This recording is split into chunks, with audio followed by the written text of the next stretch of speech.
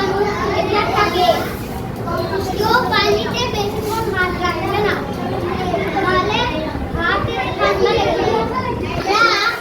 আমরা কোথাও জব করে যার সাথে কোথাও গেলে বাবা মাকে নিয়ে যাব, ওই জব করে সাপ থাকে, পোকামাকড় থাকে,